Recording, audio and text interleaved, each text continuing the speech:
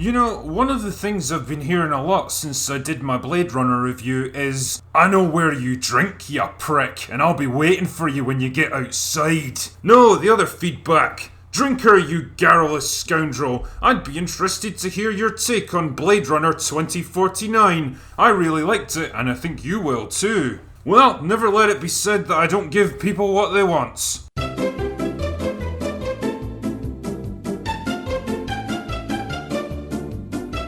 Alright, one step at a time. Anyway, today I'm here to talk about Blade Runner 2049, the sequel to Ridley Scott's classic 1982 sci-fi thriller. Considering there's almost a 40-year gap between films, which is roughly the time it takes to write a new Game of Thrones novel, I guess it'll make for an interesting point of comparison. So let's get right into this, and see if we can figure out whether this movie's any good. So as you may have guessed from the title, Blade Runner 2049 is set roughly 3 decades after the events of the first movie. I wonder if that could be to accommodate the real-life passage of time in order to explain why Harrison Ford is an old man now. Stop being cynical, drinker! Anyway, speaking of cynical, the world of Blade Runner is even more fucked than it was before. The world's ecosystem has totally collapsed under the weight of pollution and overpopulation, leaving the teeming masses of humanity to be sustained by automated protein farms. It's on one of these farms that Blade Runner K runs into rogue replicant Dave Bautista, who spouts off some crap about witnessing a miracle and then tries to murder him. Doesn't end too well for him though. Better luck next time, Dave. Anyway, K is a replicant himself and fully aware of his condition, which strikes me as kind of an odd choice considering the events of the first movie, where replicants have started to rebel against their human masters. Like, haven't these things already proven to be dangerously unreliable? Also, isn't creating replicants with the sole purpose of hunting and killing other replicants an inherent conflict of interest that'll make them even more likely to go rogue? But drinker, the original movie heavily implied that Deckard himself was a replicant. How can you criticize this film for doing the same thing? Well, the difference is that the first movie only suggested the idea while leaving the ultimate truth and the resulting moral complications open to interpretation. It was an interesting question to ponder, rather than a concrete aspect of the narrative. Now we're just straight up told that our protagonist is a replicant right off the bat, who makes a living hunting and killing other replicants, and doesn't have any kind of moral conflict in this regard. Okay. So anyway, after searching the area, Kay recovers the remains of a second replicant buried beneath a tree. And wouldn't you know it, it's Rachel from the first movie. Oh, well, I guess that answers the question of what happened to her then. It's too bad she won't live. But then again, who does? Even more intriguing, it looks like Rachel gave birth to a child before dying. Now, this is quite the surprise, because replicants aren't designed to reproduce, for rather obvious reasons. Kay's superior is worried that this could lead to a war between humans and replicants if the truth ever came out, so she orders him to find the kid and kill it. You know, I have a few questions about this situation. Rachel died almost 30 years ago, which means her kid, even if they survived, has been on the loose for decades already. Why do you need to kill them so urgently now? If they were going to cause a problem, don't you think it would have happened already? Also, how exactly could a child of a replicant even grow and age and mature? Replicants are basically just genetically engineered robots. They're not actually human, and they don't go through the same biological processes as us. Also, don't they have like a 4-year lifespan hard-coded into their DNA? Wouldn't that sort of thing get passed on to their offspring? Nah, whatever. Let's just accept the premise and move on. Then we flash over to the Wallace Corporation, which is basically just the Tyrell Corporation by a different name. Why do I get First Order vibes from this place? Anyway, Wallace is mooching around a dark pyramid thing that I guess is supposed to be his office, while he oversees the birth of a new replicant, which he immediately executes. You fucking what, mate? Why go to the trouble and expense of creating a brand new replicant just to kill it in the first few minutes of its life? Is this just something you do to pass the time? Nah, who even cares? The point here is that Wallace has been searching for a way to make replicants that can reproduce, but so far he's been unsuccessful.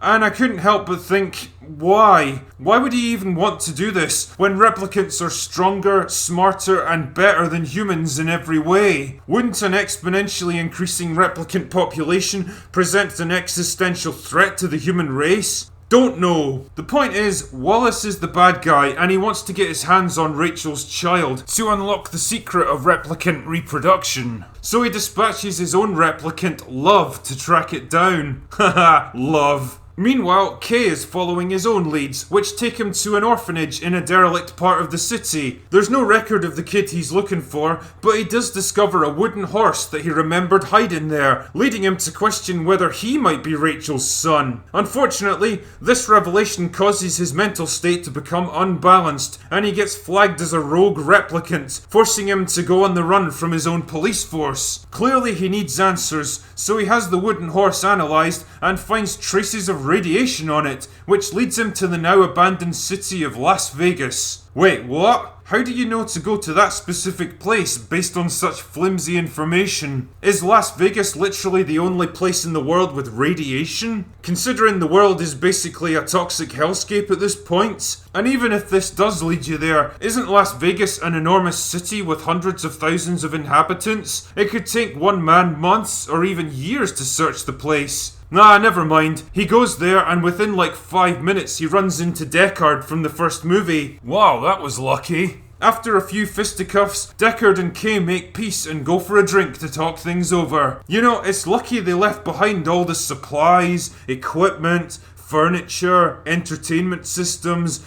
booze and luxury items when they abandoned Las Vegas. It's not like that stuff would have been desperately needed elsewhere, or that it would surely be worth hundreds of millions of dollars in resale value. I guess they followed the Jurassic Park business model for this place. So Deckard explains that he's the father of Rachel's child, and that when she died, he left the kid with the replicant resistance movement, and ran off to live out his days in isolation. Kind of reminds me of another character from Harrison Ford movies, to be honest. Anyway, they're interrupted when Love shows up, kidnaps Deckard and seriously injures Kay. Luckily, the replicant resistance shows up to save him, and gives him the mission of killing Deckard before he can be tortured into compromising them all. Meanwhile, Deckard's getting interrogated by Wallace, who offers him a brand new Rachel in exchange for the location of his child, but he's like, nah, it'll be fine. So Love takes Deckard away to be interrogated off-world. Wait, what? Don't you have torture devices right here on Earth? Do you really need to take him all the way to another fucking planet just to interrogate him? Isn't that just gonna give Kay the perfect chance to intercept his transport and...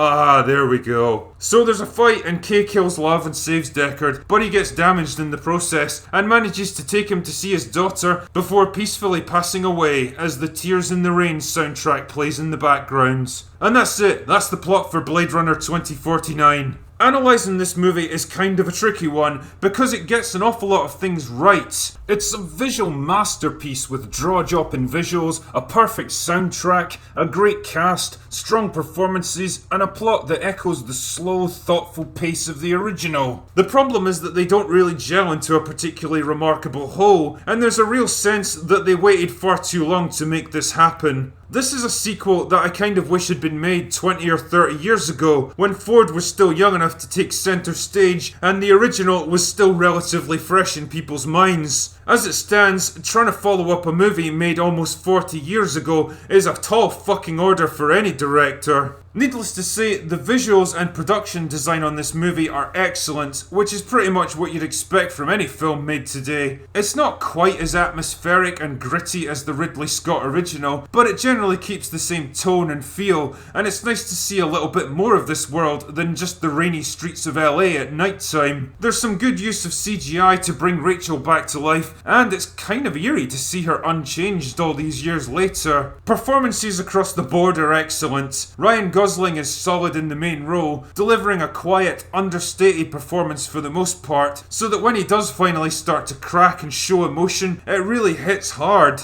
It's also nice to see Harrison Ford giving a shit about something again, even if he's getting pretty old and creaky now. My only complaint is that Deckard feels more like a plot device than an actual character. He's kind of an objective for other people to fight over. He doesn't take much independent action, and it's left to Kay to deliver him to his destination like a piece of cargo. Likewise, Ana de Armas, as Kay's girlfriend, manages to infuse a pretty superficial character with more personality and empathy than you'd expect. I love how the script keeps you guessing about her real motivations, whether she even cares about Kay's situation, or if she's just programmed to tell him whatever he wants to hear. It's a neat touch that adds a layer of ambiguity to her character. Kay himself is an interesting protagonist in that he's kind of treated as a secondary character in his own story, which I guess could be seen as a reflection of how the world views him, a tool to be used as long as he's useful, and a disposable commodity when he's not. And he does it all without complaint. His job of killing his own kind is just enough to pay for a crappy apartment in a rough part of town. You get to see him go through the motions of a human life, like eating food or talking with his simulated girlfriend, but it's questionable whether he chooses to do any of this stuff or if he's just programmed to do it. Maybe there's other replicant Blade Runners out there doing the exact same things he does, emulating something they don't truly understand. For a while, the script toys with the idea that he's some kind of prodigal son, the next step of replicant evolution. And just like him, you kind of want it to be true. You want his life to mean something. You want the emotional catharsis of seeing his suffering vindicated. But you never really get it. Instead, by the end you come to realise that Kay's only real purpose is to protect the people who do matter, to get them where they need to be, and then to pass away. It's kind of a brave choice, really, and a pretty poignant ending for a character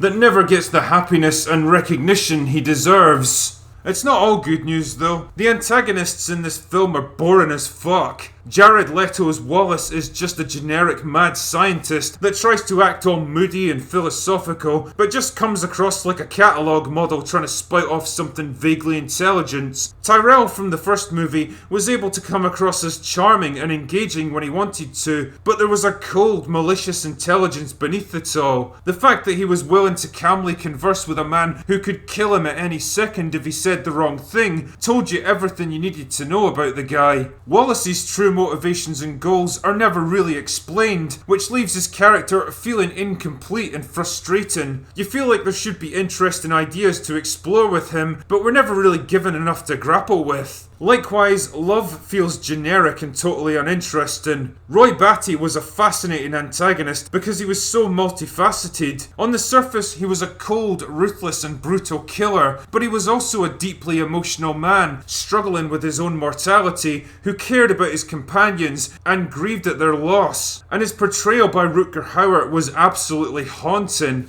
All I really got from Love is that she gets angry when things don't go her way. Not exactly complex stuff. You know, I can't shake the feeling that this movie was intended as the middle act of a possible Blade Runner trilogy. There's a lot of elements here that get set up but never really pay off. Like the replicant resistance preparing to go to war with humans, Wallace's true intentions for the human race, or Deckard's reunion with his daughter. It feels like this movie was laying the groundwork for a sequel that would have resolved everything with some kind of epic conflict between humans and replicants. But since that's unlikely to happen, considering the lukewarm box office, I'm forced to judge this film solely on its own merits, and this is where I run into a bit of a problem. See, taking into account everything this movie tries to do, I find myself asking the same question I asked of The Last of Us 2. Is this a story that needed to be told? Does it really add anything to the Blade Runner narrative? Does it take the characters, ideas, or world in an exciting new direction? Does it introduce new concepts of its own? Well, not really. The original dealt with the idea of machines becoming human, and all this film really adds to the mix is, what would happen if those same machines started to reproduce like humans? Not to sound dismissive here, but who the fuck cares? The most interesting questions have already been asked. For me, Blade Runner 2049 truly is the iPhone of movie sequels, a logical and incremental, if rather unspectacular development on what came before, that sticks to the winning formula and reliably moves things forward without taking any big risks or making any serious missteps. It's a movie that respectfully expands the core ideas of the first film